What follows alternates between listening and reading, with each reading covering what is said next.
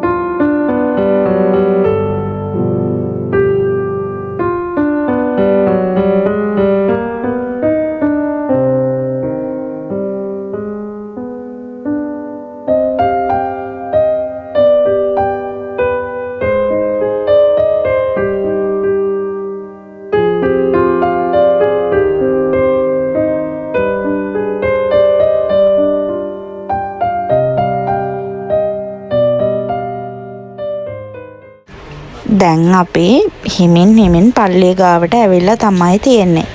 ඉතින් ඔය තියෙන්නේ අපිට පල්ලිය එළියෙන් බලා ගන්න පුළුවන් වෙන විදිය. ඉතින් අපි ගියේ ඉරිදා නිසා අපිට දිව්‍ය පූජාවට සහභාගී වෙන්නත් අවස්ථාව ලැබුණා. ඉතින් අපි පල්ලිය ඇතුළට ගිහිල්ලා බලමු අපිට කොහොමද බලා ගන්න පුළුවන් වෙන්නේ කියලා.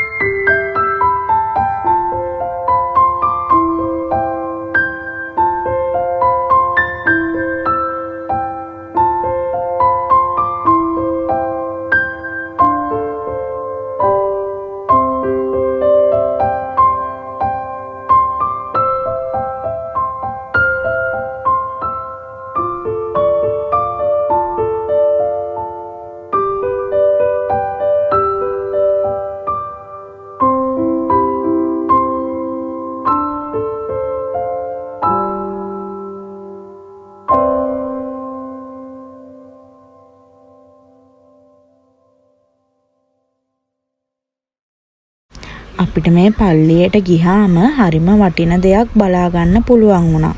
ඒ තමයි එතුමියගේ සුද්ධෝ දේහය. දැන් අපිට මේ බලා ගන්න පුළුවන් වෙන්නේ එතුමියගේ ශුද්ධ වූ දේහය.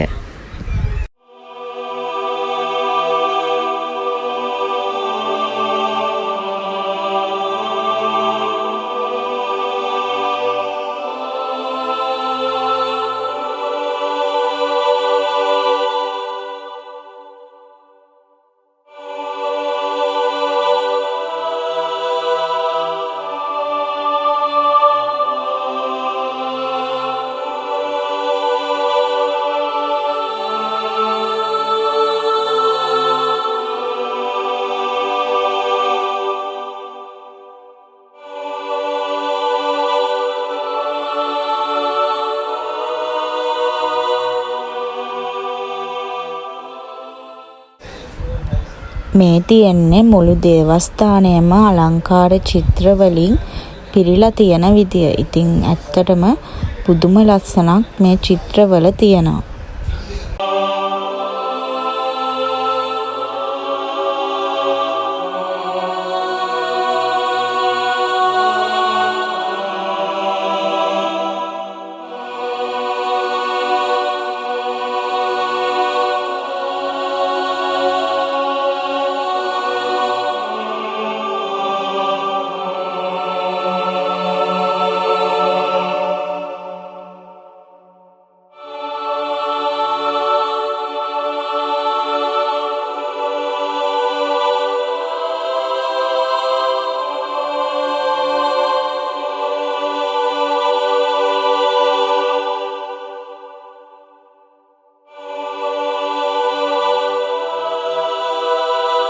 ඊළඟට අපි බලන්න යන්නේ වැදගත්ම තැනක්. ඒ තැන තමයි රීටා මුනීශ්වරය ජීවත් වෙච්ච කන්‍යාරාමය. ඉතින් රීටා මුනීශ්වරය කියලා කියන්නේ සාර්ථක පෞල් ජීවිතයක් ගත කරපු කෙනෙක් නෙමෙයි. ඇය දුක්ඛම් කටළු මැද තමයි පෞල් ජීවිතය ගෙනිච්චේ. ඉතින් ඇයගේ සැමියව යම්කිසි පුද්ගලයෙකු විසින් මරා දමනවා. ඉතින් ගොඩක් කට්ටිය ඇයගේ දරුවන්ටත් කියනවා ඒ මරා දමපු කෙනාගෙන් පලි ගන්න කියලා.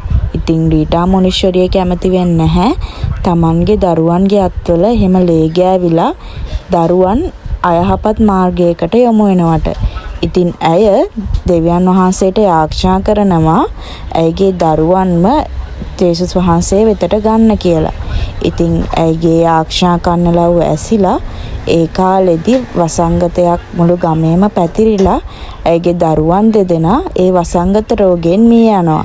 ඊට පස්සේ ඇය ආපු කන්‍යාරාමයේ තමයි අපිට දැන් මේ බලා ගන්න පුළුවන් වෙන්නේ. ඉතින් ඔය තියෙන්නේ ඇයගේ අතින්ම හිටවපු මිදිවැලක්. මේ මිදිවැල වටේ ගෙතිච්ච ලස්සන කතාවක් තියෙනවා. මේ මිදිපැලේ අත්ත වියලි අත්තක්. ඉතින් වියලි අත්තක පළදරන්න විදියක් නැහැ කියලා තමයි හැමෝම විශ්වාස කරේ. ඉතින් ඔය ලින්ද තිබ්බේ ඒ ලින්දෙන් තමයි ඇය පැලේට වතුර දාලා තියෙන්නේ. ඉතින් කන්‍යාරාමේ හිටපු කට්ටිය පවා විශ්වාස කරේ නැහැ ඕක සාරවත් ගසක් බවට පත් වෙයි කියලා. ඉතින් ඇයගේ තිබ්බ විශ්වාසය ඒ වගේම යාඥා බලය නිසා ඒ වියලි මිදිපැලය අද මහා මිදිපැලයක් බවට පත් වෙලා තියෙනවා.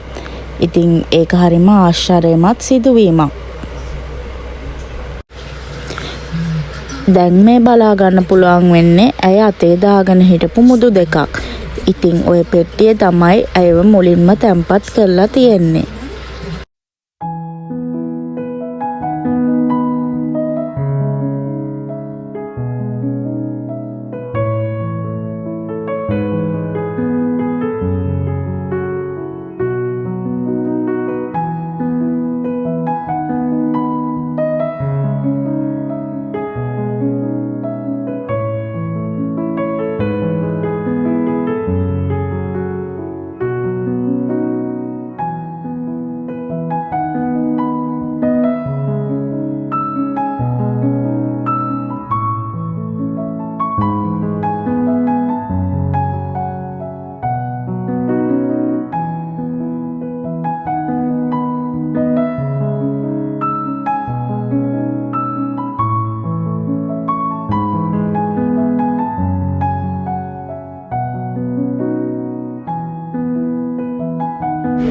ඊළඟට අපි බලන්න ගියේ හරිම ලස්සන තැනක්.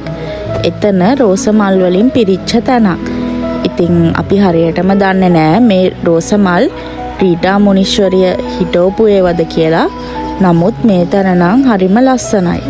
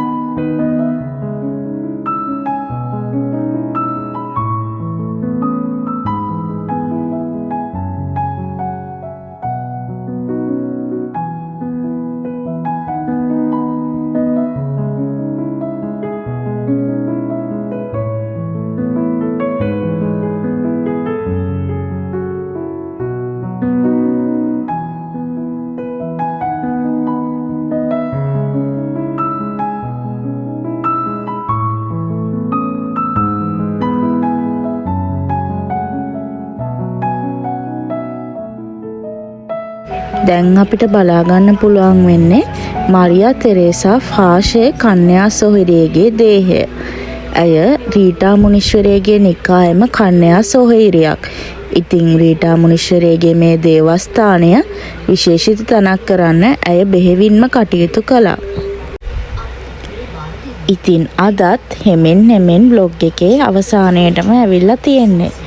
ඉතින් අපි ඒ දවසේම තවත් පල්ලි දෙකකට ගියා. මං ඒ බ්ලොග් දෙකත් අරගෙන එන්නම්. ඉතින් තවත් ලස්සන බ්ලොග් එකක් අරගෙන එනකම් ඔයාලා හැමෝම සතුටින් පරිස්සමෙන් ඉන්න. බයි.